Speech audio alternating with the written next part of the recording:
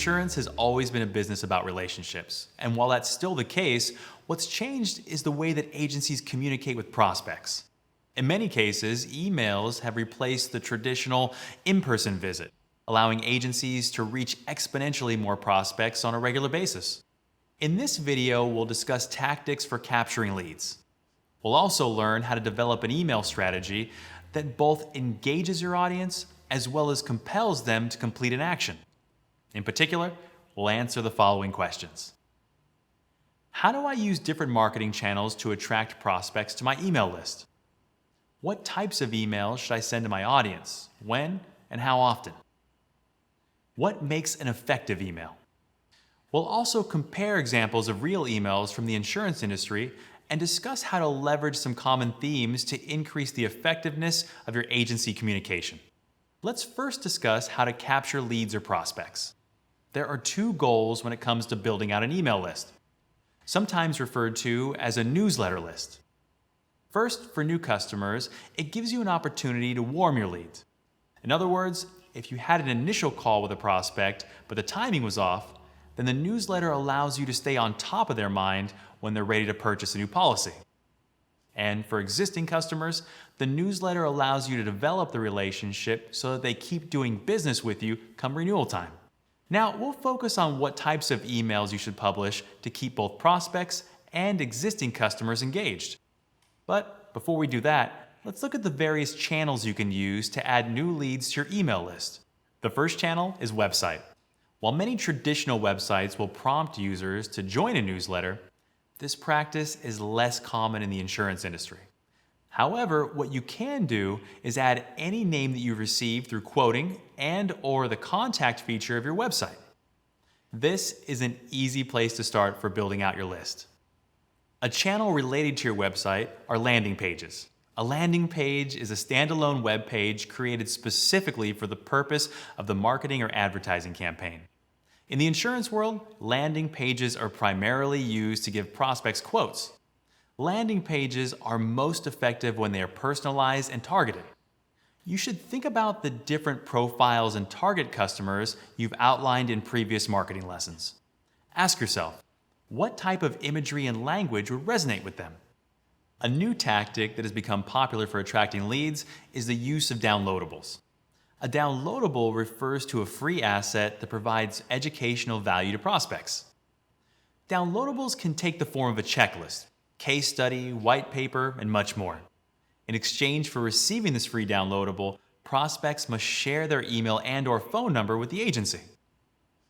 One of the most traditional avenues for collecting leads is through in-person events. Don't underestimate the power of collecting prospects in person.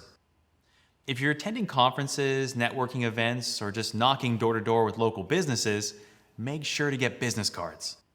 To make collecting leads easier, you can use a business card reader and app to scan in the information and then add them to your email list instantly. And the final channel we'll discuss for collecting prospects is buying or renting email lists.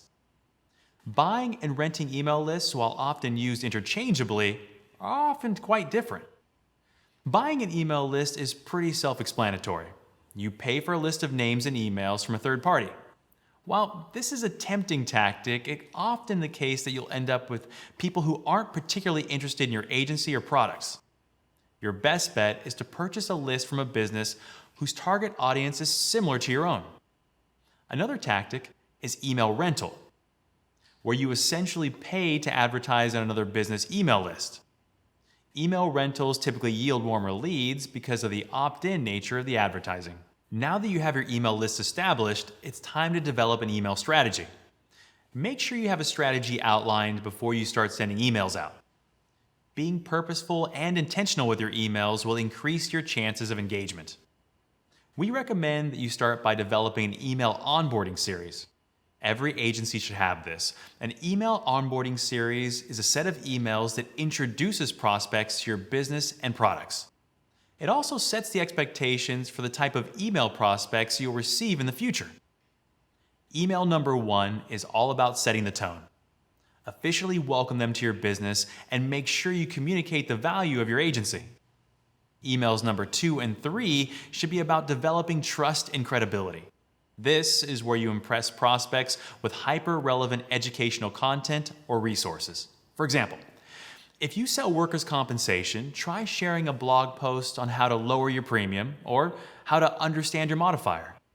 The remaining emails in your onboarding series can focus on more specific call to actions, such as scheduling a call to get a quote. There's no set number of emails for an onboarding series.